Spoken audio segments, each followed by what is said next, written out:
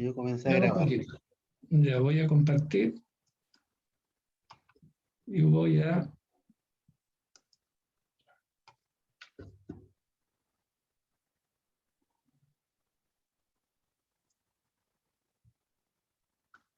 Ahí se ve. Se ve que estoy Sí, poniéndolo en modo pantalla presentación. completa, sí. Sí, todavía no me responde. Espérale. Voy a apretarle acá de nuevo. Ahí parece que... Ahí sí. Ahí Ahí sí, ahí lo pasó a tengo. modo presentación, ¿no es cierto? Sí, sí, ahí sí. Bueno, son yo tengo las 6:03. Esa es Y la hora que ahí, tienes tú. sí, la misma hora y hay 10 alumnos. 10 alumnos. Tenemos Ya, un tercio. bueno, comienzo entonces, así que voy a comenzar Ok. saludando a todos los alumnos y alumnas que están conectadas y decirles que la clase de hoy día se refiere a las etapas de un proyecto y algunos antecedentes generales relacionados. La verdad que esta materia la vimos el semestre pasado, así que esto es una suerte de repaso con algunos agregados. Y para los alumnos nuevos, por supuesto que es materia nueva. Más o menos lo que vamos a ver es lo que está indicado ahí como índice. Tenemos una introducción y lo que son las etapas de un proyecto y licitación. Y después todos estos puntos siguientes, el 3, 4, 5 hasta el 7, son ejemplos y es un poco lo que agregué con respecto al semestre pasado, considerando que estos temas me parece que son temas importantes porque son situaciones reales, es ingeniería real y es bueno entonces conocer los datos de un proyecto específico, que es la Central Ñuble, donde me ha tocado trabajar bastante ahora último. El resto entonces son la curva de avance, vamos a ver su construcción, algunos ejemplos de planos de ingeniería conceptual e ingeniería de detalle, el concepto de organigrama y perfil de cargo, que va asociado, por supuesto, el perfil de cargo al organigrama, y un cuadro de costos de ingeniería de una subestación, interruptor y medio, solución AIS Air Insulated Substation versus una GIS Gas Insulated Substation. Y las conclusiones. Bueno, partamos entonces por la introducción, recordando, ¿no es cierto?, que las etapas de un proyecto, son las distintas fases y actividades que sigue un proyecto desde su inicio hasta su final. Partiendo por la ingeniería conceptual, también se conoce como ingeniería preliminar, y su término es la puesta en servicio y la explotación comercial de las instalaciones. Entre medio tenemos una línea del tiempo. Normalmente esta línea del tiempo son años y va a depender del tipo de proyecto. Después les voy a dar algunos ejemplos, ¿no es cierto?, de la extensión o la duración de esta línea del tiempo en función del proyecto que se tenga. Y recordemos siempre que un proyecto tiene una duración, en este caso es la línea del tiempo, y un presupuesto limitado. Eso es fundamental. Ahora, definición de las etapas de un proyecto. En estricto rigor, no se conoce una definición de norma o de reglamento donde se indique oficialmente cuáles son las etapas de un proyecto y cuál es su vocabulario. Ahora, en la literatura técnica, se encuentran sí diferentes definiciones y con diferentes terminologías, pero no es una información de norma, esto es porque cada autor, cada proyectista, cada especialista define, ¿no es cierto?, lo que él entiende por etapa de un proyecto. En el caso nuestro, las etapas del proyecto que les voy a mostrar son las que estamos usando nosotros normalmente en las oficinas de ingeniería y en los trabajos de empresas, ¿no es cierto?, que se relacionan con esta materia. Recordar que estas etapas aplican a todo tipo de proyectos, es decir, a centrales, en la parte de generación, líneas de transmisión, distribución y también proyectos de energías renovables no convencionales, como son las centrales fotovoltaicas y también los parques eólicos, entre otros. Hecho entonces esta definición, pasamos a la figura siguiente, donde se ven cuáles son las etapas y la secuencia del proyecto. En el eje horizontal tenemos la línea del tiempo, y en este eje vertical tenemos una línea de origen. Partimos por una ingeniería conceptual o una ingeniería preliminar, después viene un anteproyecto, después vienen estudios de factibilidad. Si el estudio no indica que no es rentable el proyecto, por supuesto que se llega hasta acá nomás.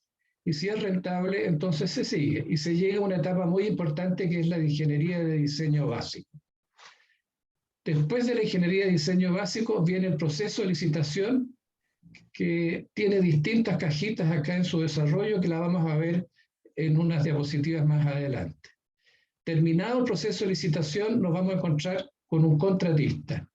El contratista tiene que realizar la ingeniería de detalle, tiene que ver la construcción, montaje, las pruebas y finalmente entregar las obras a explotación comercial. En la instancia del estudio de factibilidad, paralelamente se está trabajando en el estudio de impacto ambiental con el propósito de obtener aprobada la RCA, Resolución de Calificación Ambiental. Este es el documento que gatilla o que da la luz verde para que el proyecto realmente pueda después construirse.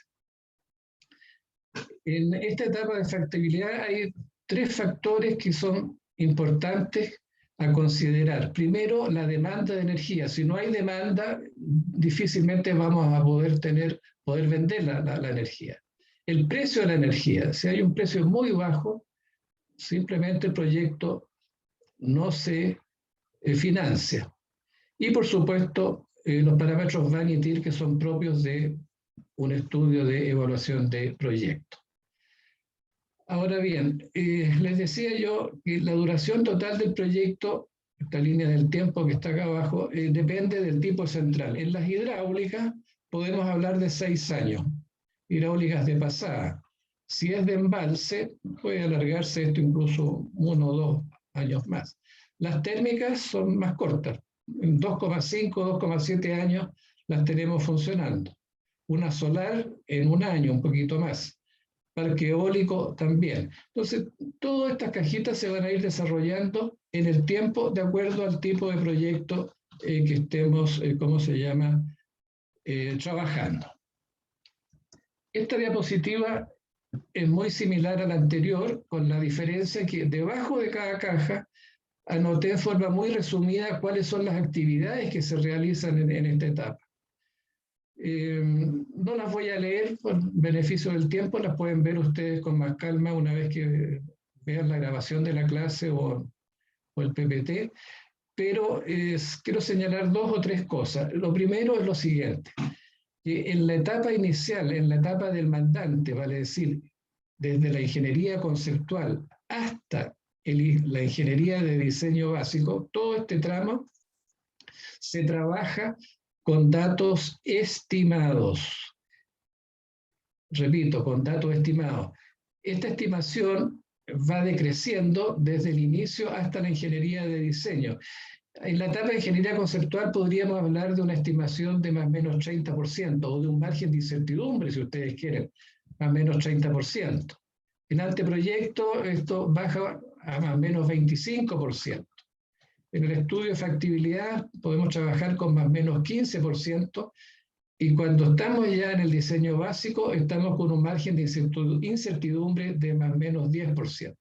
O sea, bajamos de un 30, un 40% a 10%, que esto ya es un buen margen para poder estimar cosas. ¿Qué es lo que se está estimando en pocas palabras en esta etapa? Se están estimando los presupuestos, los precios de los equipos.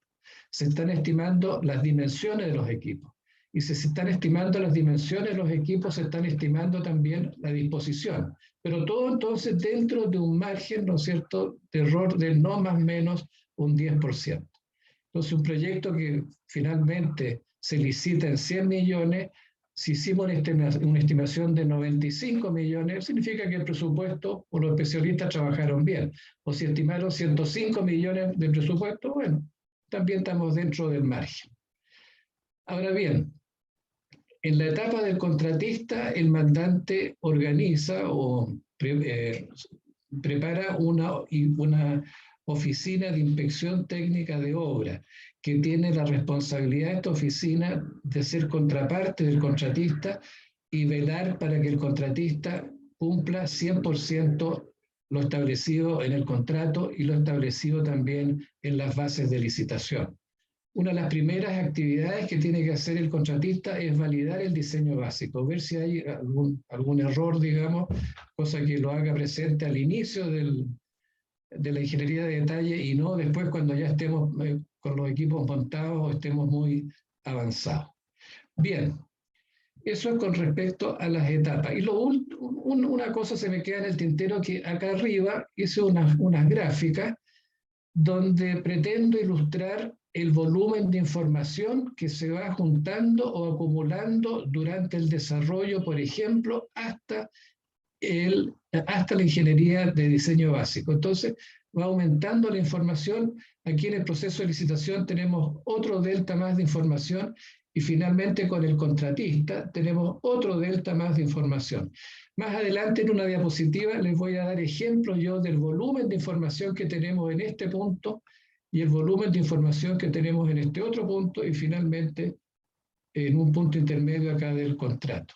El ejemplo que voy a citar es la central Ñuble, ya lo dije ya. Bien, vamos ahora al proceso de licitación. Bueno, el proceso de licitación son las diferentes fases y actividades que sigue un proceso de licitación desde su inicio, que es el aviso de llamado a licitación, y su término, que es la firma del contrato. Todo esto con el propósito de definir un contratista que ejecute bien, ¿no es cierto?, la obra dentro de los plazos y el presupuesto respectivo. También tiene una línea del tiempo que la vamos a ver en la diapositiva siguiente. Ahora, las etapas de un proceso de licitación aplican, tal como lo dije, a proyectos de generación, transmisión, distribución y energías renovables no convencionales. Me atrevo a decir que esta licitación, estos procesos son universales, es decir, aplica a otras especialidades. Hay muchas cosas que se licitan las obras civiles, los caminos, los puentes, túneles, aeropuertos, hospitales, en fin, hay una serie de otras actividades, ¿no es cierto?, que también pasan por un proceso de esta naturaleza, que se inicia con un llamado a licitación y que se concluye con una firma de contrato donde el contratista ejecuta lo que el mandante está pidiendo en el llamado.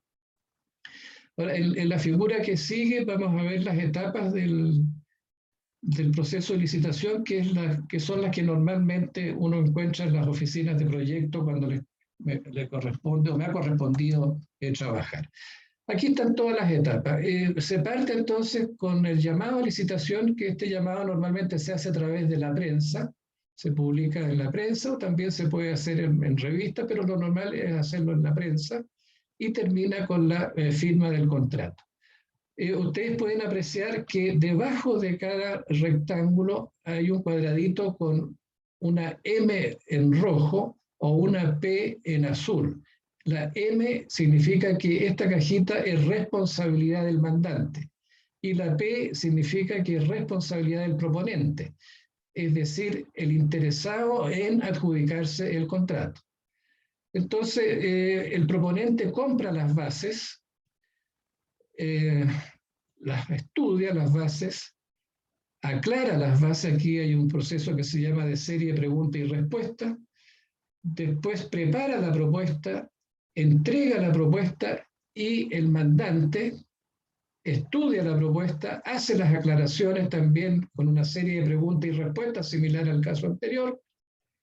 Hay reuniones también con los proponentes que estén en el primer y segundo lugar. Se elige ahí entre el 1 y el 2 cuál es en definitiva el que se adjudica. Se firman las actas de acuerdo. Los especialistas del mandante preparan el informe de adjudicación. Ese informe va al directorio de la empresa, a la gerencia o a la autoridad competente. Y finalmente, si se aprueba este informe y están de acuerdo entonces con el contratista propuesto, significa que se envía la carta de adjudicación a dicho contratista o a dicho proponente, que pasa a ser el contratista y se firma el contrato. Vamos a ver en la diapositiva siguiente un ejemplo, que toda esta cadena, ¿no es cierto?, del proceso de licitación puede tomar incluso a veces hasta un año, un poco menos, 8 meses, 7 meses, 5 meses, dependiendo del tipo de proyecto y de la fluidez que vaya teniendo cada cajita. De repente en alguna cajita se produce, digamos, una suerte de tensión porque faltan antecedentes, porque hay preguntas, en fin, o que hay cosas que no son aceptables. Bueno, eso va a ir dependiendo, ¿no es cierto?, del estudio del proyecto, de la licitación, perdón, hasta llegar a la firma del contrato. Incluso las etapas previas a la firma del contrato son bastante detalladas, porque pensemos que un contrato de esta naturaleza puede ser de 70 millones de dólares. Lo vamos a ver en el ejemplo que vamos a ver más adelante. Bueno, aquí hay un calendario con un ejemplo de licitación. En este caso, el llamado, el aviso de licitación se hace un día 18 de abril y se da una semana. Entonces, para vender las bases, la venta de las bases normalmente tiene un precio que van de 1 millón, 2 millones de pesos, dependiendo del tipo de proyecto. Y hay un periodo, en este caso, desde el 25 de abril hasta el 30 de septiembre para hacer las aclaraciones a las bases. Un periodo de consulta, entonces, los proponentes, de los interesados. Y una respuesta hasta el 15 de octubre por parte del mandante. Aquí preguntan los proponentes y aquí va respondiendo el mandante hasta el 15 de octubre. Aquí ya se cierra el proceso y el 31 de octubre se reciben las propuestas, se entregan las propuestas, el mandante las abre, las estudia hasta el 25 de noviembre y aquí entonces emite un informe para la gerencia o el directorio de la empresa con el propósito de firmar contrato. Y aquí entonces termina el proceso. Este ejemplo tiene 8 meses de duración. A veces, repito, es un poquito más corto, un poquito más largo, pero ustedes se dan cuenta que el proceso no es simple. Y como ingenieros tenemos que estar preparados para trabajar en cualquiera de las etapas de este proceso de licitación. Hay también una instancia de data room, data room o showroom que se llama también, donde los proponentes pueden ir en el periodo de consulta a las oficinas del mandante para ver mayores antecedentes, alguna cosa que no se haya incluido en las bases y que sea de interés para el proponente para presentar una mejor propuesta. Eso está abierto para todos los que compraron las bases, por supuesto, nada más. Bien. Veamos ahora estos ejemplos que yo puse en el índice. El ejemplo, entonces, esta central de pasada, 150 MVA, donde el mandante, el dueño, es Hydro-Ñuble, y el contratista que se adjudicó este trabajo es Andritz Hydro, que son austriacos, es una empresa austriaca. Entonces, a continuación vamos a ver qué contratos forman parte de este proyecto. Andritz Hydro es uno de los contratistas, vamos a ver que hay otros, y la información, ¿no es cierto?, de proyectos en las diferentes etapas para ver el volumen, ¿no es cierto?, de antecedentes y de planos que se manejan en cada una de las etapas que mencioné hace un momento atrás. Bueno, información del proyecto. Ya lo dije, 150 MVA es la central. En este caso, este proyecto, esta central tiene 3 contratos y por lo tanto tiene 3 licitaciones. Tenemos un contrato de obras civiles, un contrato de zona de caída y un contrato electromecánico. El contrato de obras civiles corresponde a las obras civiles de casa de máquinas, canal de aducción, boca toma y cámara de carga. En el caso específico de Ñuble, las obras del canal de aducción son bastante complejas y llevan bastante el presupuesto, porque este canal tiene 18 kilómetros de largo y tiene algunas pasadas complicadas ahí dada la topografía. Contrato de zona caída, básicamente las tuberías en presión, y el contrato electromecánico, que es donde nosotros como ingenieros eléctricos tenemos mayor participación, incluye la ingeniería de detalle, el suministro de los equipos, el montaje y las pruebas de equipos tanto eléctricos como mecánicos. Por eso es que el contrato se llama electromecánico. La inversión total del proyecto o sea, la suma de estos 3 contratos es de 420 millones de dólares, donde el electromecánico toma 75 millones de dólares. Aquí están viendo ustedes que es la cifra que les daba hace un momento atrás, ¿no es cierto? La licitación se manejó en torno de, habían ofertas de 100 millones, habían otras un poco más bajas de 50, y finalmente se aceptó esta de 75, las de 50 millones estaban muy incompletas.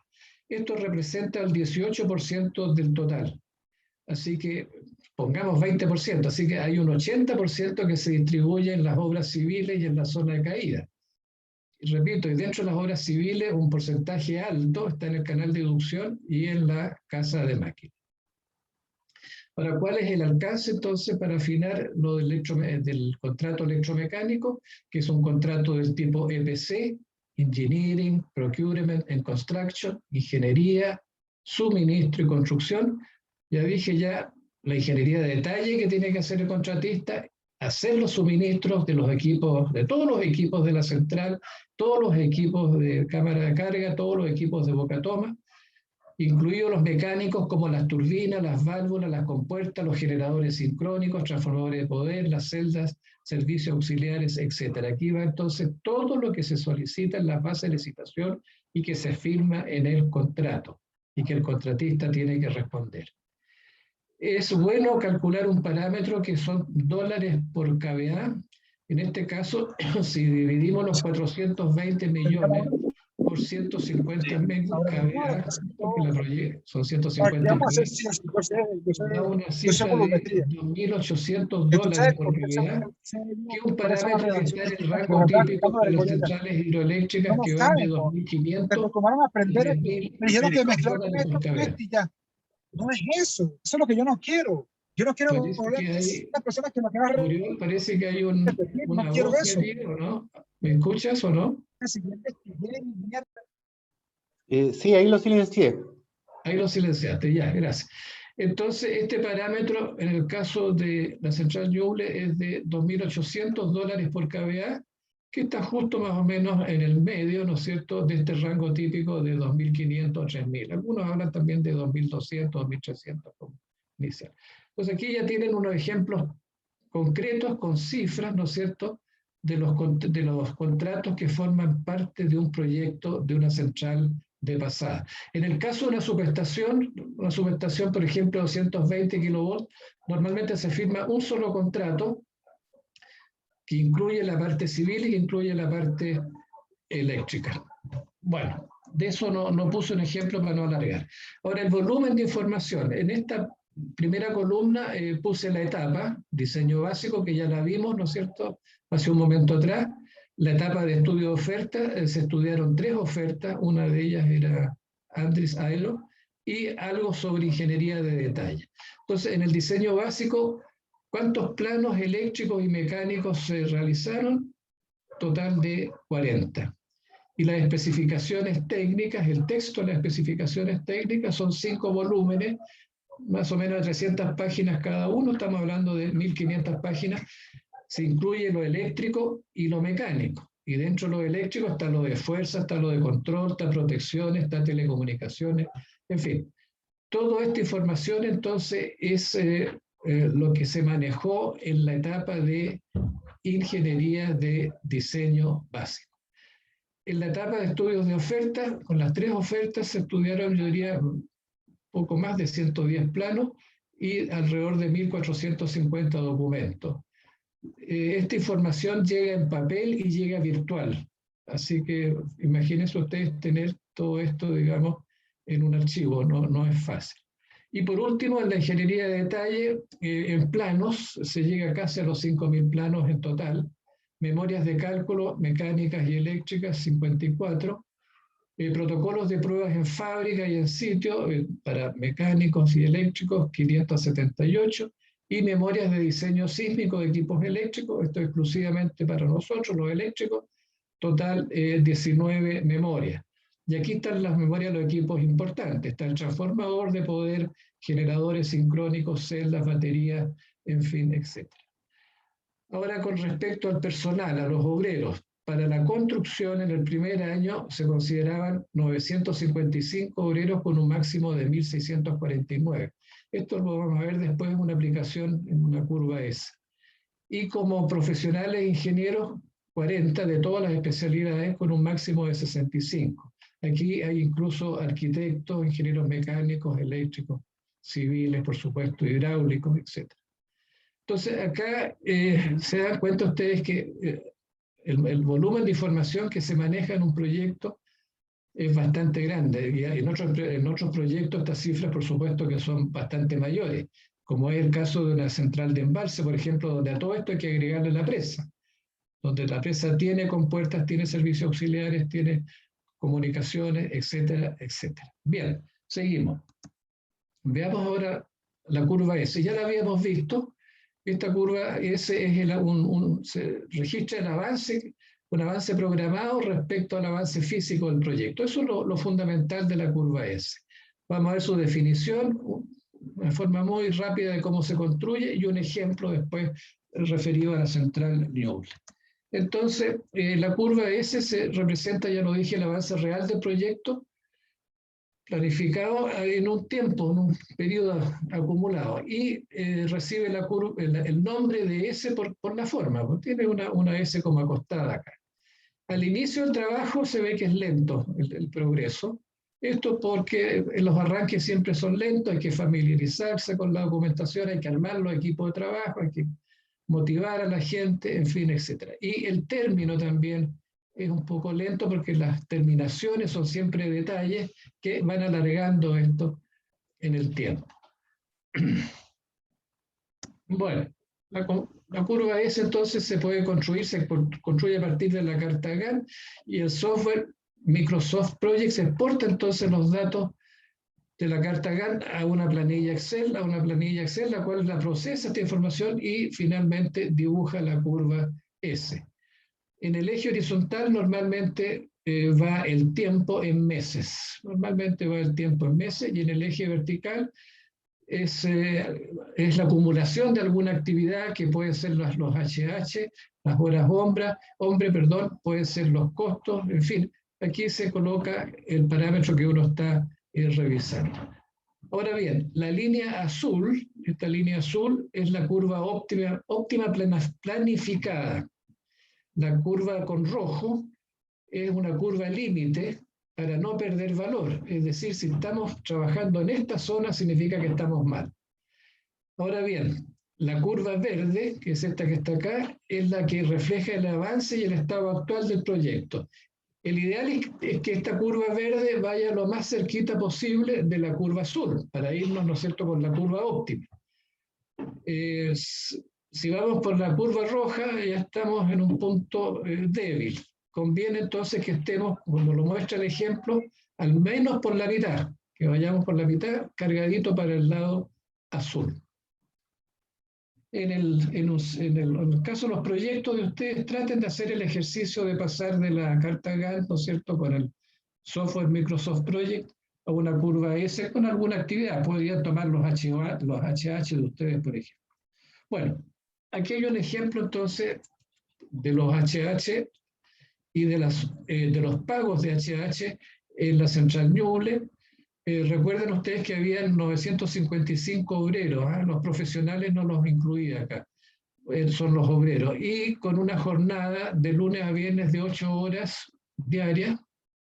Si uno va multiplicando todos estos valores, llega a que el pago anual total de los 95 obreros, estos profesionales van en una lista aparte, solamente los 95 o 955 obreros tienen una planilla de 18 millones de dólares al año. Es una cifra, diría, bastante considerable que hay que saber después manejar, ¿no es cierto?, durante el desarrollo del proyecto. Y esto considerando sueldos promedios de mercado. Todo lo que son fines de semana y festivos va en otra planilla de horas extras que no están incluidas en esta tabla de acá. Así que esto para que ustedes se formen una idea de las cifras que se manejan en los sueldos, ¿no es cierto?, de una central, en este caso de 150 MVA, que está en la región de ahí de San Fabián de Alico, muy cerca de Chillán. Bien, Ahora entramos a los ejemplos, en los ejemplos de los planos. Primero un plano unilineal muy simple, ya lo voy a explicar por qué. Después algo sobre ingeniería de detalle. El calendario del proceso de licitación ya lo vimos y una comparación de costos de una subestación convencional en aire versus una gas SF6 de 220 kilovatios. Vamos entonces al plano unilineal. Fíjense que este plano unilineal lo destaqué con amarillo acá. Es el más simple que uno puede encontrar. ¿Por qué? Porque este plano lo único que muestra, o que el proyectista muestra, que se trata de una subestación que tiene una barra principal, tiene una barra de transferencia, tiene un interruptor de transferencia y tiene 3 líneas, línea 1, línea 2, línea 3, que pueden ser líneas de llegada o líneas de salida. Es todo lo que nos está diciendo, nada más que eso. Entonces se parte con algo muy simple. En el tiempo esto se tiene que ir completando necesariamente, porque fíjense que aquí ni siquiera se puso el voltaje. Aquí este voltaje es de 220 kilovolts, pero ni siquiera lo puso el proyectista. Después hay que agregar los transformadores de corriente, hay que agregar los transformadores de potencial, hay que agregar todo lo que son los pararrayos, las protecciones, las protecciones que ahora son multifunción, son digitales, todo lo que es control, hasta llegar a un plano completo, hasta llegar a un plano unilineal completo con todos los equipos que acabo de mencionar y con todos los datos técnicos asociados a cada símbolo. Aquí sabemos que este símbolo es un interruptor, pero no conocemos la corriente nominal, la corriente cortocircuito y no conocemos su voltaje nominal. Lo mismo con estos desconectadores, no conocemos las corrientes nominales. Entonces, todo símbolo que se agregue a este plano unilineal debe llevar necesariamente sus datos básicos, porque si no quedamos ciegos y no lo podemos interpretar adecuadamente. Y la idea es que un plano unilineal uno lo puede interpretar sin que nadie lo explique, es decir, solamente de la lectura debería salir toda la información suficiente para entenderlo cabalmente. Entonces, ya lo dijimos la otra vez con el profesor Oriol Tuca, que es bueno que ustedes comiencen con un plano unilineal simple para formarse bien una idea de cómo va el proyecto y luego lo van completando semana a semana. Ahora, un plano de ingeniería de detalle. Elegí el alambrado de los relés de protecciones y las medidas también de unos transformadores de corriente de 154 kilovolts ubicados en un patio de alta tensión. Si ustedes ven, esta es la fase 1, la fase 2, la fase 3. Cada transformador es monofásico, por supuesto. Tiene aquí abajo una cajita que se llama caja de secundarios, de terminales secundarios.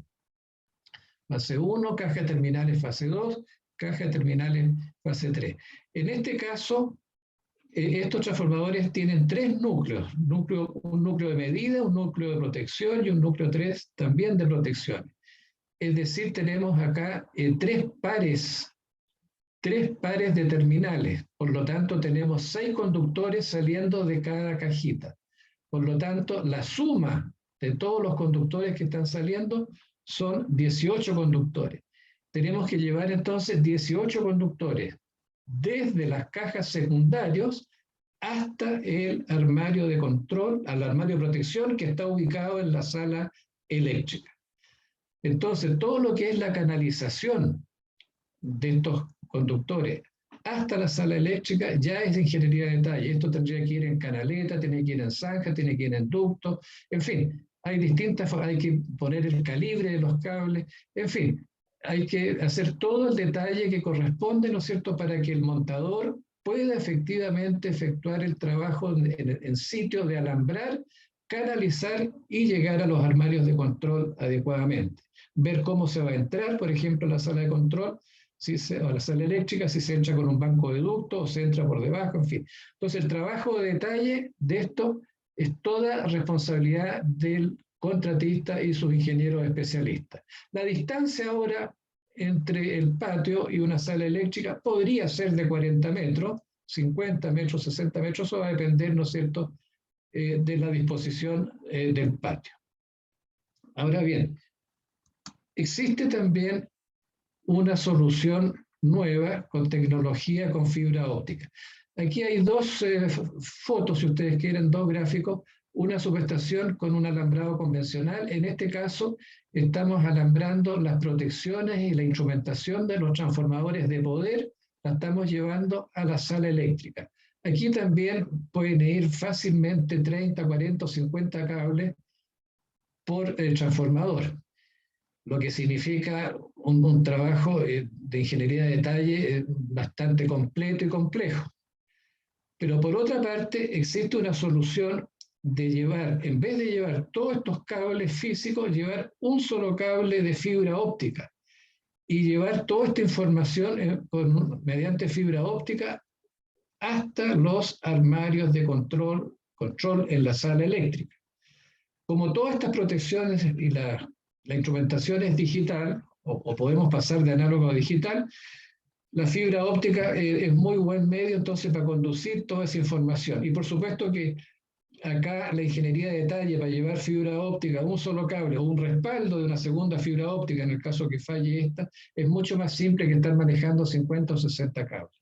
Entonces, cuando estudian, ¿no es cierto?, un proyecto de una subestación de 220 kilovolts, o inferior también o superior, recuerden que existe esta alternativa de subestación digital.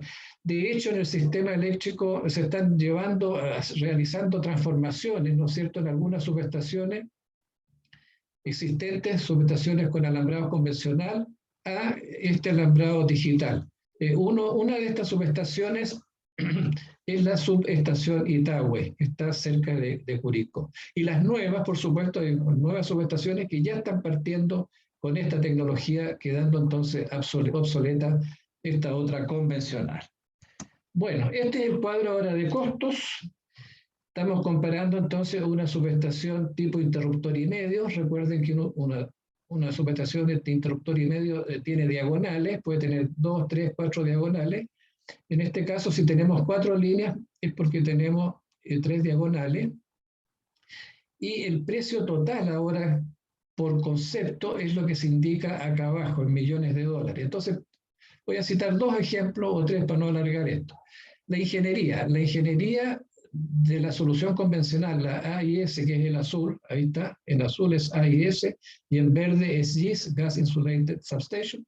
La ingeniería es la misma. Se fijan, en este caso está costando el orden de $1 millón. La gerenciar el proyecto también no tiene diferencia, en el orden de 2 millones. Pero observen, por ejemplo, las obras civiles. Las obras civiles en la solución convencional son bastante mayores a la solución en GIS. En convencional se llega casi a 6,5 millones y en la convencional casi 3 millones. Y en los equipos ahora se invierte. Los equipos sueltos que uno pone, ¿no es cierto?, en la solución convencional, llámese interruptor, desconectador para rayos de CTV, tienen un costo ahí de 1,5 millones, en circunstancias que los equipos GIS están llegando a 4 millones. Pero aquí hay que ser bien claro también que la tendencia en el tiempo es que los precios GIS han ido bajando. En estos últimos 10 años ha ido bajando al menos un 20%, un 25% los costos GIS. Así que es muy posible que con el tiempo ya lleguemos a diferencias menores. Bien, el sistema de control es el mismo. Se fijan, un poco más de $1 millón. Bien, veamos el organigrama y el perfil de cargo, la definición de perfil de cargo y algunos ejemplos. El organigrama representa gráficamente la estructura interna de una empresa. Don Arturo, y interesa visualizar... Don Arturo, ¿Sí? ya estamos casi en el tiempo. Listo, me faltan 2 diapositivas, termino de inmediato. Ok. Y se muestran en el organigrama la jerarquía y las funciones de cargo, que son las que ustedes tienen que poner en su trabajo. El perfil de cargo ahora es una herramienta, ¿no es cierto?, para la gestión, donde se describe formalmente, ojo, formalmente el cargo, cómo cada cargo contribuye al desarrollo del proyecto. Entonces, el perfil de cargo tiene que tener la función, la responsabilidad y la jerarquía. Esto un poco para que lo consideren ustedes en su trabajo. Bien, este es el ejemplo típico de un organigrama del tipo piramidal, ¿no es cierto?, donde hay una jefatura y después hay una distribución de cargo 1, cargo 2, cargo 3, de acuerdo a los perfiles de cargo que acabo de mencionar en la diapositiva anterior. Aquí hay que designar, hay que indicar claramente cuáles son las funciones, cuáles son las responsabilidades y la jerarquía. Y aquí están los tipos de profesionales. Esto el profesor Tuca ya lo explicó una vez. Hay ingeniero jefe de proyecto, especialidad, proyectista A, proyectista B, C, dibujante, proyectista, para ir llenando después estas cajitas, ¿no es cierto?, con las especialidades que corresponden, y cada especialidad tiene una tarifa también, que también está entregada ya en los cursos anteriores. Bien, y por último, los planos que hay que conocer, que no sean eléctricos, planos, digamos, de otras especialidades. Tenemos que conocer planos civiles y de arquitectura, los de casa de máquinas, salas eléctricas, y los planos civiles de los proyectos de energías renovables no convencionales. Planos de topografía, el terreno de implantación es fundamental, con las cuotas de nivel. Ejemplo, plataforma de subestaciones, topografía, trazado de líneas, implantación de un parque eólico. Estos planos de implantación son georreferenciados, es decir, los vértices de la subestación, por ejemplo, cada vértice tiene una coordenada, una longitud y una latitud geográfica. Planos mecánicos tenemos que conocer también, porque hay que alimentar equipos mecánicos, como por ejemplo regulador de velocidad, las válvulas, las compuertas radiales, compuertas planas, hay alimentación de fuerza y hay control también. Toda esa responsabilidad eléctrica.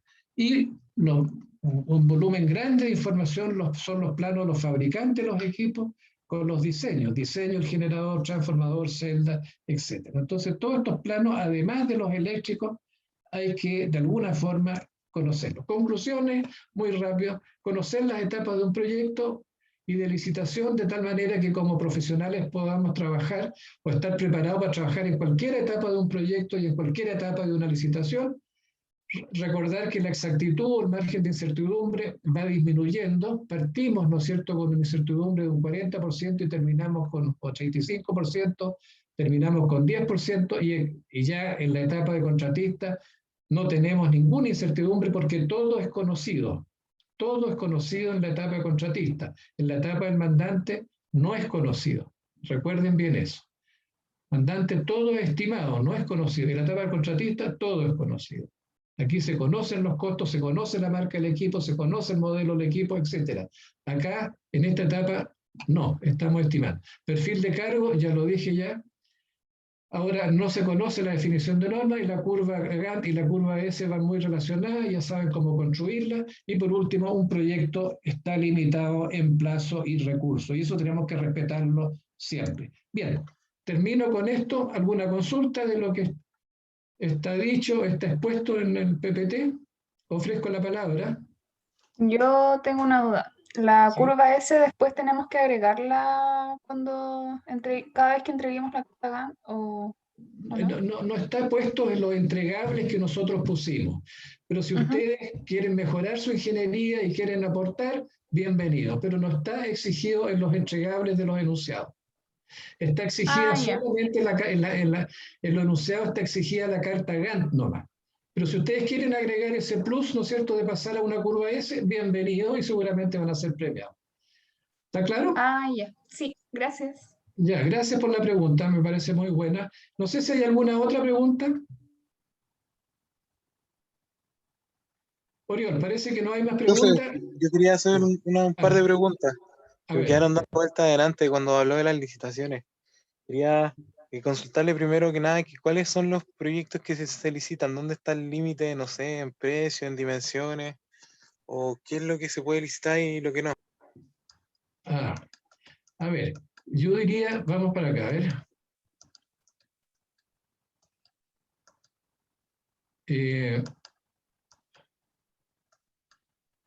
Bueno, los proyectos que se licitan son básicamente en el campo eléctrico.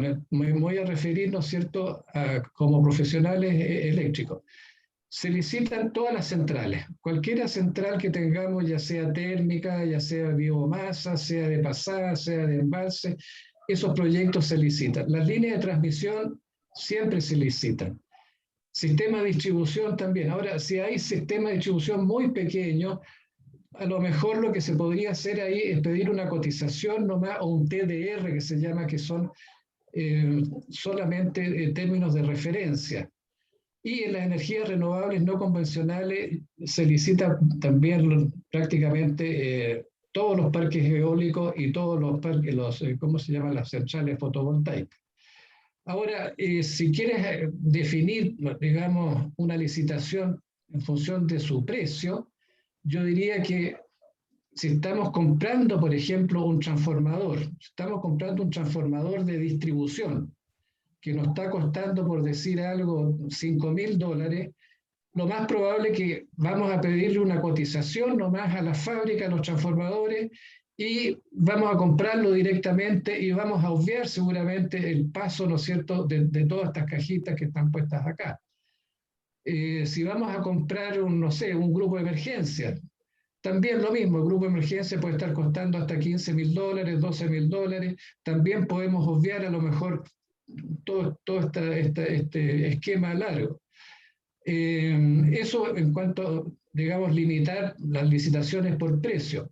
Ahora, limitar las licitaciones por aplicación.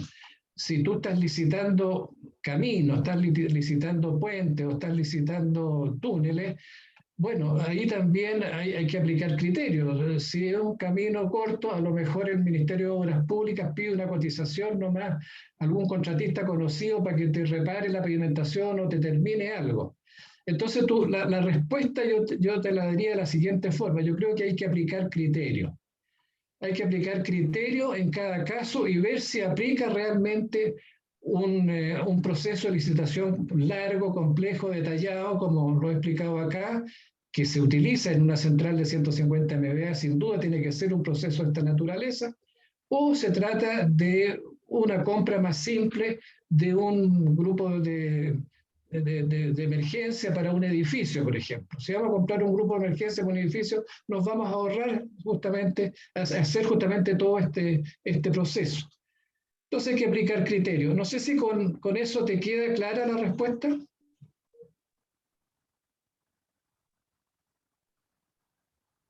¿Aló? Sí, profe, sí, que no se quería mutear. Sí, me queda mucho más claro y respecto a eso mismo, lo último que quería preguntar, ¿qué pasa si después, digamos, el mandante después de recibir las propuestas, se da cuenta que ninguna está acorde a lo que esperaba, ya sea por la parte técnica o económica, puede eventualmente rechazarlas todas y si es así, debe pagar alguna indemnización, devolver el precio de el pago por las bases? ¿Cómo se hace? Buena tu pregunta. El mandante tiene potestad para definir la licitación como, déjame corregir algo un poquito, el mandante puede simplemente decir que esta licitación se declara, ¿cómo se llama? Desierta. Desierta, esa es la palabra, gracias.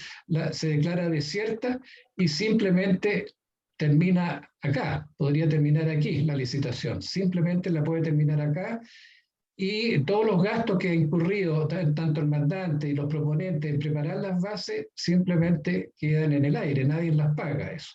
Pero existe esa opción. ¿Cuándo ocurre eso? Ocurre, por ejemplo, cuando se llama a licitación y no llega ninguna propuesta, ese es un caso, o llega una solamente, o llegan dos y una que no está muy buena, entonces al mandante no le conviene entonces abrir todo un proceso de licitación por una licitación y otra que no está buena. Entonces la respuesta es sí. Lo que tú estás preguntando, la respuesta es sí, se puede hacer y se ha hecho varias veces. ¿Está claro? ¿Te queda clara la respuesta? Sí, me queda clara la respuesta. O sea, igual me queda como la inquietud de que pueda al final rechazarlo a todo y digamos quedarse con el dinero de las bases. Eso como que me genera un poco de ruido. ¿En qué orden de precio está la compra de las bases más o menos? Las bases están costando $1.000.000, $1.500.000, 2 millones, dependiendo del tipo de proyecto. 500.000 pesos, algo más chico, pero están todas más o menos en ese orden.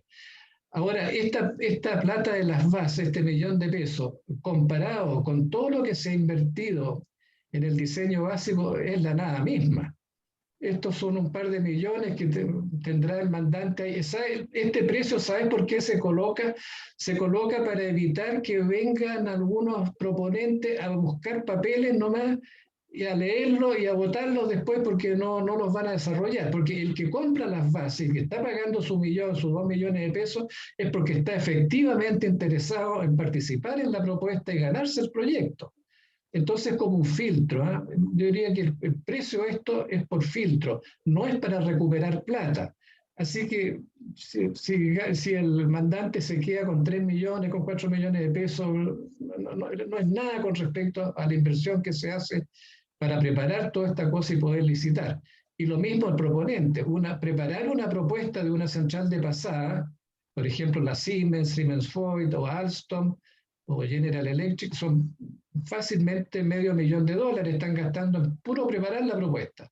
Y si vienen especialistas a Chile para mostrar digamos, sus diseños, sus cosas, para motivar, digamos, a que se lleven la propuesta, ya los puros pasajes de un equipo de 10 especialistas, a veces vienen hasta 15 especialistas.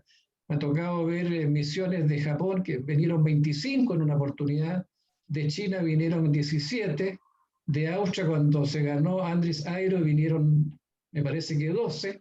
Entonces, todo eso es costo, todo eso es costo. Y si no se ganan la propuesta, si no firman el contrato con el mandante, esa plata se pierde nomás. Es por eso que si una oficina de ingeniería de 10 propuestas se gana una o se gana dos, lo más probable es que con el tiempo quiebre. La idea es ganarse las propuestas y poder subsistir en el mercado. ¿Te queda claro la respuesta? Sí, profe, muchas gracias. Bien. ¿Habrá otra consulta? Se nos está yendo un poquito al lado. Parece que con esto, Oriol, terminamos.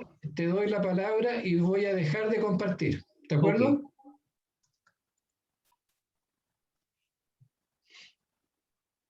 A ver.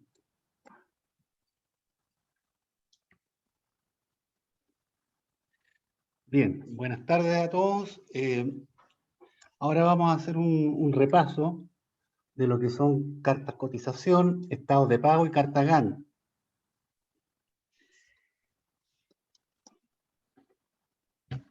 La carta cotización, perdón, tengo que ponerlo en... Ahí. Es el documento con el que una empresa o negocio le da a conocer a un cliente los precios de los productos o servicios de los que previamente solicitó información. En general, la carta de cotización es la respuesta a un formulario o a una solicitud de cotización. Este es un tipo de documento comercial en que una persona o empresa responde a una solicitud de cotización hecha por un cliente natural o mercantil sobre los productos o servicios que ésta presta. Es una carta, esto es importante, que va al grano y expresa exactamente la respuesta a una solicitud previa, dando precios e información relacionada con servicio o producto. Esto es importante porque si ustedes entendieron un cierto alcance de lo que les pidieron, a lo mejor no lo entendieron bien. Entonces, finalmente ustedes tienen que rehacer esa carta de cotización las veces que sea necesario hasta que el cliente se la apruebe. Y con eso de ahí van a la parte legal. Vamos a ver un ejemplo que hay acá. Este ejemplo está subido a uCursos, el documento PDF, pero yo lo puse acá en el PowerPoint. Este es un proyecto hecho por la empresa Chimin, que está acá, para la empresa Coyahuasi, para los dos logos. Y aquí dice el nombre del proyecto: Ingeniería de Detalles, luz de lechada de cal, planta concentradora, propuesta técnica económica. Hay un código del proyecto, una fecha de la carta y aquí están los otros logos de la empresa. Como toda carta de cotización tiene que llevar un índice o contenido, en que aquí lo explica. Ojo, este es un modelo, pero no siempre se sigue este modelo. A veces puede ser más grande o más chico, dependiendo. Bueno, veamos. En la introducción se dice por qué el mandante, que en este caso Compañía Minera Doña Inés de Coyahuasi, le solicitó a Chimín cierta ingeniería, esta ingeniería de detalle parece, la ingeniería de detalles para la planta de distribución de la planta concentradora de Coyahuasi. Ok, aquí dice una breve introducción, como se dice. Los objetivos de esta carta de cotización, bueno, es para desarrollar la ingeniería de detalles del nuevo Lux de lechada de cal. Y el alcance, este es lo importante que hay que describir, qué es lo que entendieron ustedes que el cliente quiere. A mí me ha tocado ver varios casos, sobre todo las compañías mineras, que no saben lo que quieren. El que le entrega esta oferta o el que conversa con ellos, le tiene que explicar, hacerle entender, oye, esto es lo que quieres. No es algo directo, casi nunca lo tiene 100% claro. Siempre hay cosas que escapan, entonces hay que circunscribirlo al alcance final. Aquí están puestas todas las cosas. ¿A alguien le llama la atención este triangulito? ¿Alguien me puede explicar de qué se trata? Les dejo la palabra. ¿No lo han visto nunca?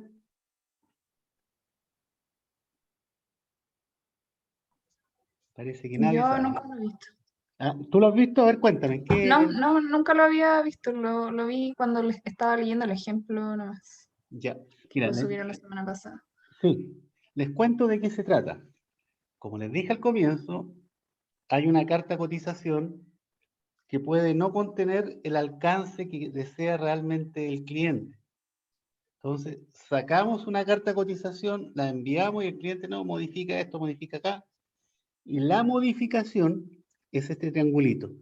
Dice que esta es la modificación 1 de la carta anterior y el numerito que está arriba, el 1, es la modificación 1 de la modificación 1, que significa que este párrafo donde dice desarrollo de los entregables, tales como tanto, se cambió. Entonces esto dice, oye, el cliente se va al grano. Esto fue lo que se cambió. Es más fácil de la lectura. Y en general esto se hace en cartas, cotización, se hace en especificaciones, en hojas de datos, en requisiciones, en memorias de cálculo. ¿Ya? Esa es la forma de trabajar en ingeniería. Y esto, cuando hay planos, a ustedes les toca desarrollar planos, los planos se modifican, sobre todo cuando son revisión numérica, revisión 0, 1, 2, se pone esta misma nomenclatura. ¿Queda claro? ¿O hay alguna consulta? Sí, profe, Seguimos. queda claro. Ya, perfecto, seguimos. En la carta de cotización, claro, está el alcance y hay que dejar claramente lo que está excluido, porque si no el cliente les va a cobrar lo que ustedes ofrecieron, pero se supone que hay un acuerdo. Bueno, aquí había otro numerito 1 que no lo copié completo, con un número 2, que significa que esta parte es la segunda modificación dentro de la modificación 1. Bueno, hay un tema que hay que explicar, la metodología del trabajo. Normalmente uno lo tiene que poner en esto para que sea completa esta carta de cotización. Formación del equipo de trabajo, reunión de proyectos, acreditación del personal, administración, plan de calidad. Aquí está esta otra modificación que se refiere a la gestión de riesgos. Esta carta es la modificación 1 y dentro de la modificación 1 esta gestión de riesgos se modificó con respecto a la carta anterior. Recopilación de antecedentes técnicos adicionales, desarrollo de ingeniería de detalles, disciplina de proceso, todas las disciplinas, la eléctrica. Esta es como general, casi siempre aparece en las descripciones eléctricas. Y la disciplina de instrumentación esa está igualmente asociada a nosotros, los eléctricos.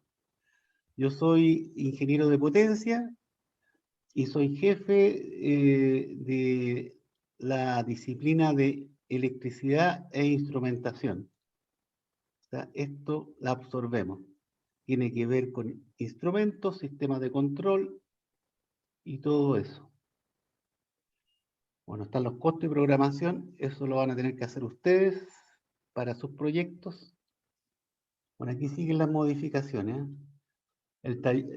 A los mineros siempre les gustan, y es una buena práctica, que durante el proyecto de ingeniería, no estoy hablando de construcción, de ingeniería, se hace un taller de análisis de riesgo y medidas de mitigación y control. Claro, se revisa el diseño y cómo va a ser la construcción muchas veces, y se trata de mitigar aquellas interferencias que van a ocurrir producto del proyecto que están desarrollando. Siempre se hace un informe final y cierre de proyecto y el mapa de proceso de desarrollo y ingeniería de detalle. En su metodología de su proyecto, no es necesario que pongan todos estos puntos, solamente pongan los que son parte del proyecto. Como les digo, tomé un ejemplo bastante extenso para poder orientar un poquito lo que contiene esta carta de cotización. Aquí incluso hay un flujograma de desarrollo de proyecto, cómo va a ser el flujo de documentos y todas esas cosas. La organización del proyecto, perdón, de organización propuesta para el servicio. Aquí va los nombres de los integrantes, que ustedes son 3 o 4, y con una pequeña, breve descripción de la experiencia, el currículum. Aquí yo les sugiero ser creativos.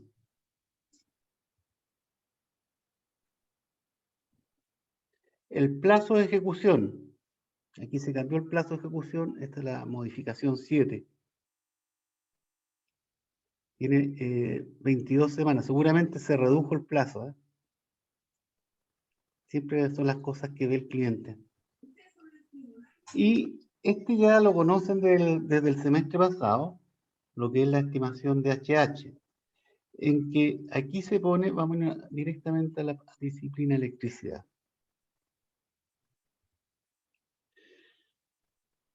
E instrumentación. Aquí en esta tabla que se hace en Excel siempre, se ponen los entregables, en que hay documentos, hay planos.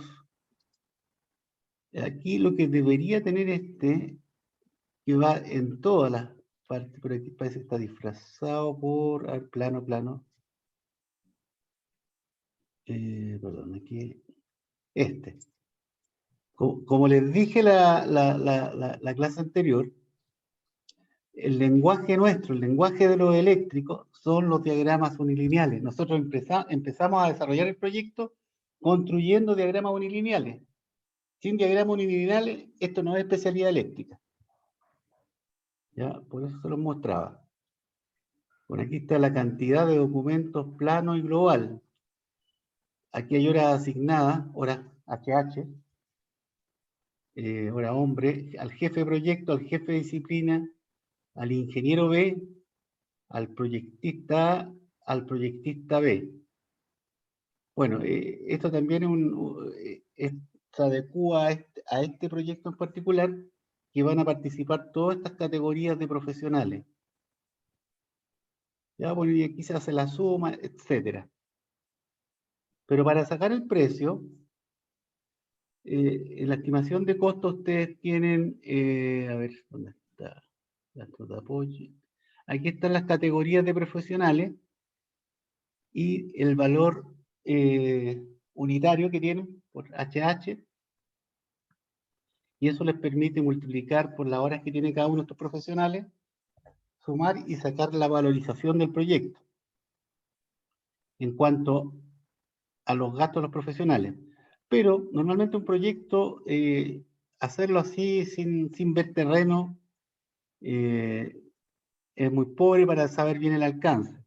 Entonces aquí están todos estos otros gastos de apoyo, aquí están puestos como gastos reembolsables, pasaje aéreo, alimentación, alojamiento afuera, traslado, todos esos gastos están ahí. Y la sumatoria de las dos cosas da los 127.767.000 pesos. Esto está puesto en pesos porque el cliente lo pidió en pesos, pero la forma normal de poner esto es en UF. Y así la empresa de ingeniería se protege ante los eventuales cambios del mercado.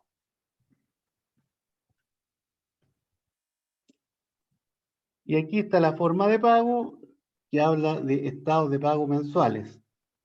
Ojo, este presupuesto siempre tiene que ir con la firma del gerente. Yo le borré el nombre, pero debería ir el nombre acá también. Esta es la carta de cotización, un modelo. Aquí les disculpo que me quedó muy grande esta parte. Esa carta de cotización, como decía ahí, son estados de pago mensuales. Y aquí el estado de pago, ¿qué es lo que es? Una relación del avance de las obras materiales, trabajos o servicios ejecutados en un cierto periodo por el contratista, en conformidad a los términos del contrato con su correspondiente valorización a los precios ofertados o posteriormente homologados y aprobados por la administración y que permita al contratista requerir y percibir su pago, los que tienen carácter de abonos parciales a cuenta del precio total y no significan la aceptación de las cantidades ni calidad de la obra ejecutada, además de permitirse en los estados de pago la deducción de los montos que la administración tiene derecho a descontar o retener conforme a lo establecido en los antecedentes de la licitación. Este es un ejemplo de estado de pago. Este es un ejemplo real del metro línea 4 y 4A. La empresa POG Ingeniería le hizo parte de la ingeniería a Siemens y que está dividido en 10 subsistemas. Y en este estado de pago, si se fijan, habían avances de 38, 0%, 31%, solamente en la línea 4, porque la línea 4A no estaba dentro del programa todavía y todo eso no se pone. Entonces, en este estado de pago, se suman estas cantidades y sale el valor a pagar que le van a cobrar a Siemens. Esta es la planilla Excel, sacada desde la hoja de cálculo. Tiene todo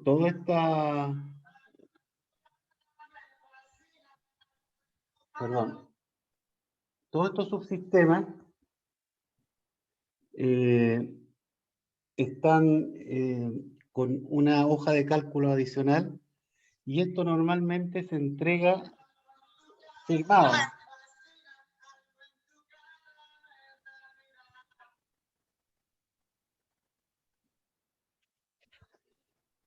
Ok, vamos a ver otro ejemplo más. Este es un ejemplo de trabajo de ingeniería. Y se fijan, esta es una planilla simple en que está el avance de cada una de estas actividades que se contrasta con la carta Gantt que ustedes hicieron y se entrega al cliente firmada por quien hace el estado de pago. Para cobrar esto, para que le llegue el dinero, tiene que ser devuelta con la firma normalmente del inspector técnico de obra. Y ahí pueden cobrar. Para eso, antes de llegar a la carta, normalmente, me acuerdo en el metro, teníamos una reunión antes del estado de pago y de acuerdo a esa reunión, oye, estoy de acuerdo con las cantidades, sí, te apruebo, no, es que avanzaste menos, avanzaste más. Finalmente, la fórmula que me tocó utilizar en el metro, con el inspector técnico de obra, que todos son perros para estas cosas, yo le aumentaba siempre un poco más de lo hecho porque sabía que él me iba a bajar y iba a quedar contento. Y siempre llegábamos a acuerdos. Era un proyecto de varios millones de dólares. La carta Gantt. La carta Gantt la mayoría ya la conoce y esto es un repaso nomás de cómo construirla. En que ahí habla de listar las actividades en columnas, disponer del tiempo disponible para el proyecto, indicar cuánto se va a demorar esa actividad, indicar estos tiempos en forma de barras horizontales, reordenar cronológicamente, ajustar el tiempo, secuencia de actividades. Aquí hay un ejemplo de la instalación de un local comercial, negociación de arriendo, contacto de proveedores, estudio de mercado, estudio técnico, estudio legal, firma del contrato de arriendo, inversiones técnicas, inscripciones legales, contratación de personal, operación del negocio. Y aquí está la carta Gantt, que normalmente se construye con el software Microsoft Office. También es posible, yo la he visto construida con Excel. Y aquí está cada una de las actividades con un tiempo en semanas, ¿ya? Y están ordenadas. La medición del grado de avance tiene que ver con esta posición. Ustedes se ubican en su carta Gantt, ven el tiempo en meses y se ve cuánto tiempo lleva la actividad, ¿ya? Para esto es muy útil, como decía el profesor Otto delante, usar la curva S. Con la curva S ustedes saben el porcentaje del proyecto que llevan en ese momento y lo que pueden cobrar.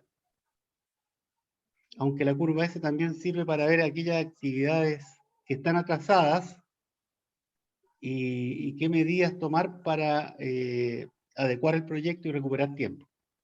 Porque de repente uno puede jugar con las distintas actividades, poner una antes que otra, o una que estaba en un tiempo más, adelantarla. Ese juego se lo permite ver claramente esta carta Gantt y la curva S con mayor precisión.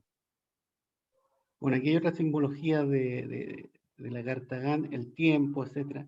Perdón, aquí se me olvidó explicarle que una actividad puede tener todo este tiempo, pero a lo mejor se demora menos. ¿Por qué? Porque de repente hay que hacer algo y ese algo tiene que estar detenido por un periodo porque había otra actividad que iba a hacer para poder continuar. Entonces, le dan todo el tiempo para que la actividad esté completa.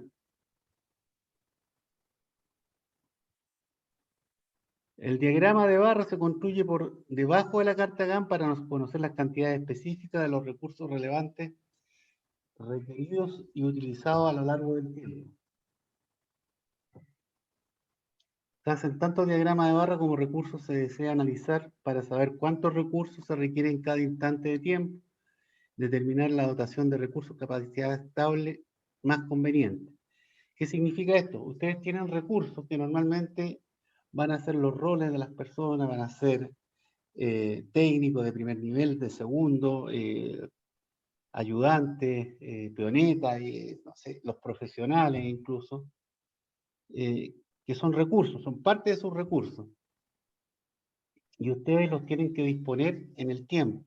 Y ojalá que el tiempo de uso de esos recursos sea continuo, porque no pueden tener un albañil, por ejemplo, que trabaje 4 horas un día y después en 5 días más venga a trabajar 4 horas más. O sea, eso hay que distribuirlo adecuadamente para que el trabajo de ese albañil sea continuo.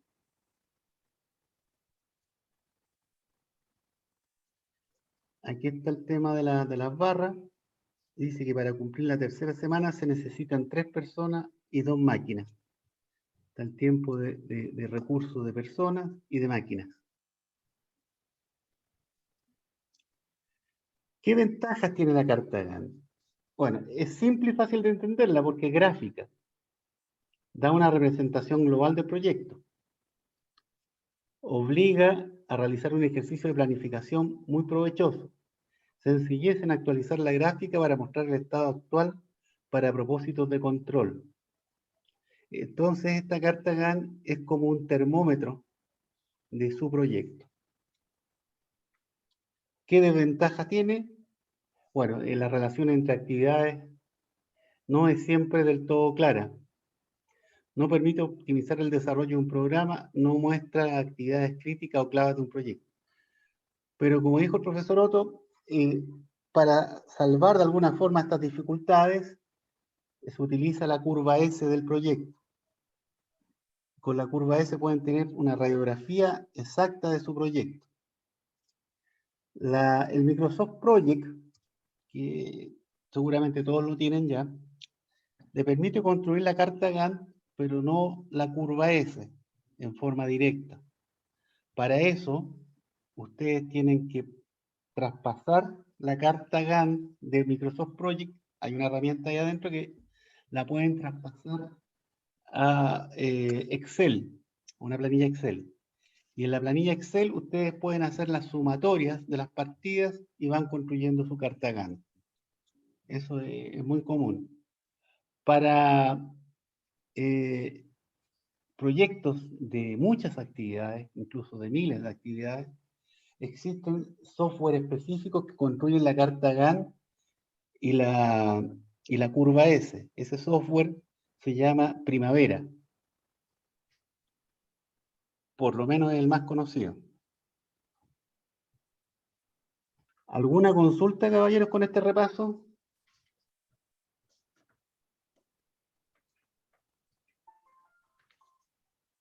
¿No? Si no hay consulta, podemos pasar al tema de si tienen consulta respecto de los proyectos.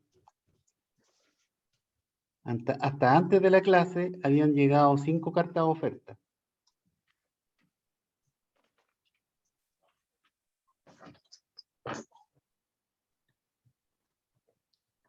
¿No? Entonces vamos a... Don Arturo, ¿usted tenía claro lo que viene la próxima semana, que es de vacaciones, entiendo?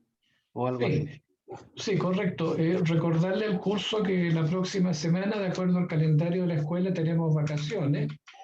Por lo tanto, la próxima clase sería el miércoles 14. Nos estaríamos viendo el miércoles 14 entonces, y tienen la próxima semana de descanso o de avanzar un poquito si es que lo estiman conveniente. Yo tengo una duda de mi proyecto. Ya. Con mi grupo estamos haciendo el due diligence de Ya. Central Cabo Leones. Así es. Quería saber si tenemos que buscar nosotros como la información del proyecto que necesitamos porque como tenemos que hacer la investigación, o ustedes nos van a mandar por O sea, email. lo principal, yo se lo subía, Es déjame que verlo. nos llegó un PDF con una página que tiene la descripción de los entregables, o sea, el nombre de los archivos, pero no tiene archivos. Sí, sí, ¿por qué? Porque Cabo Leones está a nivel de permiso solamente. Ajá. Entonces, Cabo León está en una zona que hay que hacer una línea de transmisión hasta la subestación Polpaico, perdón, Domeico, y de Domeico hasta la subestación Maitencillo. Ahí hay que negociar eh, con el dueño de Maitencillo para que les dé un paño. ¿Qué significa eso? Mira, yo creo que lo que podemos hacer, para explicarte bien el proyecto, si ¿Ya? quieres podemos tener una reunión que podría ser, no sé, pongámonos de acuerdo y ¿Ya? tener una reunión con tu grupo y yo les explico, ¿no?, con pera y manzana el proyecto. Sí, sería genial. Ahí mandamos un correo. Ya, perfecto. Si hay alguien más que esté en esa misma situación, por favor, este es el momento de decirlo.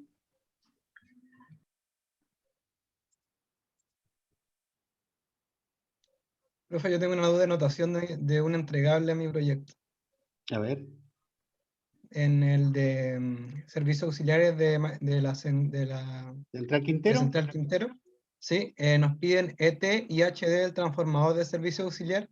ET creemos que es especificaciones técnicas, y ¿qué vendría Sí, siendo el HD? hoja de datos. Ah, ya, perfecto. La Muchas gracias. especificación técnica, ¿tú tienes clara la diferencia entre uno y otro?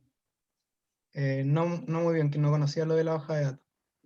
La especificación técnica tiene que ver con la descripción de cómo van a construir ese transformador, con qué normas, métodos, etcétera, en forma global, que es lo aceptable por la ingeniería. Ya. Y la hoja de datos tiene que dar las características específicas de ese transformador. Por ejemplo, el transformador, no me acuerdo bien del valor, si es de 6 megawatts, tienen que decir que es de 6 megawatts. Que tiene 2 o 3 niveles de tensión, tienen que decirlo. ¿En qué condiciones de operación va a funcionar? Tienen que decir todas las características técnicas que ese transformador tiene que tener, porque cuando les llegue ustedes van a chequear esas características que indicaron. Ah, perfecto. ¿Entiendes?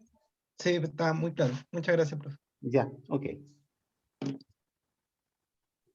Profe, Sí, sí, por tengo una favor. consulta. En la carta de cotización hay que poner ese cuadrito que dice ejecutado por, revisado por y tanto, Eh, o no es necesario. en la carta de cotización, no, porque va con la firma del gerente y el ejemplo que yo mostré no va a eso. El gerente es el que se Ya, muchas hace gracias. responsable por todo. Sí. Ya.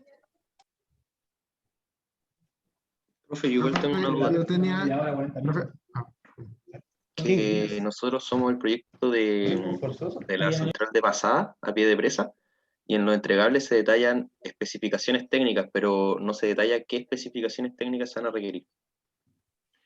Sí, especificaciones técnicas de los equipos mayores. Por ejemplo, los generadores sincrónicos, transformadores de poder, celdas de media tensión, celdas de baja tensión y cable. Hay que, digamos, especificar la parte principal nomás y el resto queda como compra directa nomás de stock, ¿no? Sin requerimientos específicos. Ya, ok, gracias. Ah, y otra consulta, cuando se habla de diseño, porque por ejemplo en los entregables sale diseño de línea 66 kilovolts. ¿A qué se refiere precisamente el diseño como entregable? Bueno, hay que partir por el conductor de la línea, la estructura, la aislación de la línea, en fin. Hay una clase del profesor Oriol Tucas donde explica bastante claro lo que es el diseño de una línea. ¿Tú hiciste el curso anterior con nosotros o no? Sí, Mira, échale una revisadita porque ahí está todo el diseño de una línea explicado en una presentación del profesor Oriol Tucas. ya, ok, Pero básicamente lo que yo te he dicho, ¿no? ya vale.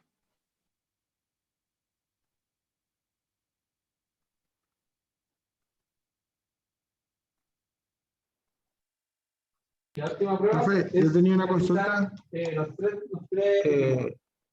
por el proyecto número 9, el enunciado de la central térmica, la Termopacífico. En los datos iniciales decía por entregar. No, sin embargo, nos llegó un correo, pero el correo no contenía información sobre esa central, sino sobre otra. ¿Así? Chuta. Chuta, yo puse ahí información. Hay dos formas para arreglar esto. O nos reunimos o se las mando. ¿Qué prefieren? No sé Proyecto cómo innovador, ustedes la ¿no? conversación. Sí, por último, yo le envié un correo, creo que un día después que me llegó el otro, pero nunca tuve la respuesta. Chuta. No, disculpa, no vi el correo, por lo menos. Me pasó No, no, como no cuando... sé, no se preocupe, yo imaginé, pero igual le comento. Ya, pues, yo creo que nos podemos reunir con tu grupo y le explico bien el proyecto y si es que faltó información, en ese momento la definimos y se las mando al tiro.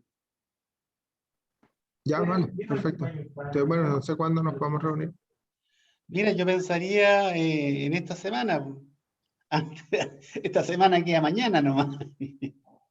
Sí, puede ser con tu grupo, podría ser a las 6 y el otro grupo que me pidió la reunión podría ser a las 7. ¿Les parece? Ya, yo creo que, bueno, por mi parte Sí, yo yo no lo que tengo sí les problema. pediría que me manden un correo con los integrantes para generar el Zoom correspondiente a esa reunión.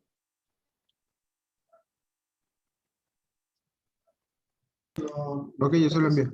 Ya, perfecto.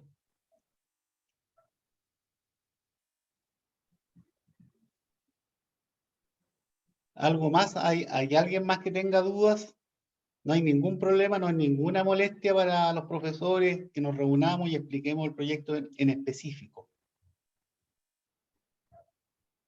Si te mandan alguna solicitud de reunión, cópiame a mí también, Oriol, por favor. Ya, ya, perfecto.